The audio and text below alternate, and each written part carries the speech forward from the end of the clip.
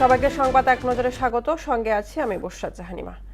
আজ জুলাই শহীদ দিবস। ২৪ গণঅভ্যুত্থানে শহীদ আবু সাইদ সহ সকল শহীদদের আত্মত্যাগ ও স্মৃতিকে স্মরণ করতে রাষ্ট্রীয়ভাবে পালন করা হচ্ছে দিনটিকে।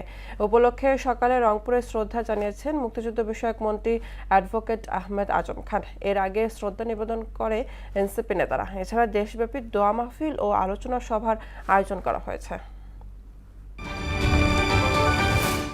জুলাই সনদের প্রতিটি দফা বাস্তবায়নে সরকার জনগণের কাছে দায়বদ্ধ বলে জানিয়েছেন প্রধানমন্ত্রী তারেক রহমান। বুধবার বিকেলে জাতীয় সংসদের বাজেট অধিবেশনের সমাপনী বক্তব্যে তিনি এ প্রতিশ্রুতি দেন। প্রধানমন্ত্রী বলেন, কোনো ধরনের চরমপন্থা উগ্রবাদকে প্রশ্রয় দেওয়া হবে না। যে কোনোভাবে দুর্নীতি দূর করার অঙ্গীকারও করেন সরকার প্রধান।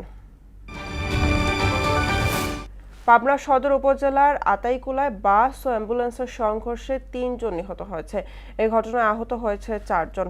সকাল ৭:৩০টার দিকে পাবনা ঢাকা মহাসড়কের সদর উপজেলায় এই দুর্ঘটনা ঘটে। রাজশাহী থেকে এক শিশুর মরদেহ নিয়ে সাথিয়ার উদ্দেশ্যে রওনা হয় একটি অ্যাম্বুলেন্স। পরে পাবনা এক্সপ্রেস বাসের সঙ্গে মুখোমুখি সংঘর্ষ হয়। এতে অ্যাম্বুলেন্সটি দুমড়ে মুচড়ে যায়।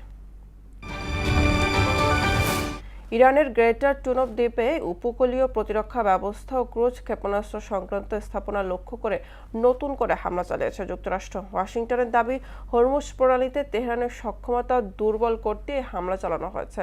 এদিকে গেল ২৪ ঘন্টা অনুমতি ছাড়া হরমুজ প্রণালী দিয়ে যাওয়ার চেষ্টা করায় দুটি জাহাজকে সতর্কবার্তা হিসাবে গুলি চালিয়েছে আইআরজিসি।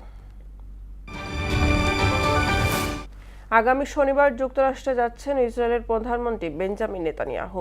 সফরের বিষয়টি বার্তা সংস্থা রয়টার্সের কাছে নিশ্চিত করেছেন ইসরায়েলের কর্মকর্তারা। নেতানিয়াহু মার্কিন প্রেসিডেন্টের সঙ্গে দেখা করার চেষ্টা করছেন, কিন্তু তাদের মধ্যে সাক্ষাতের বিষয় এখনও স্পষ্ট নয়।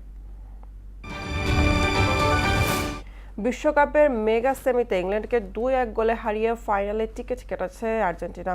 হ্যারি কেন বেলিংহামের বিশ্বকাপ জয়ের মিশন ব্যর্থ করে আরও একবার নিজেদের আধিপত্য প্রমাণ করল লিওনেল স্ক্যালোনির শিষ্যরা। আলবিসেলেস্তেদের চোখ ধাঁধানো ফুটবল আর দুর্দান্ত কামব্যাকের সামনে থমকে গেছে ইংলিশদের দীর্ঘদিনের অধরা ট্রফি ছোঁয়ার স্বপ্ন।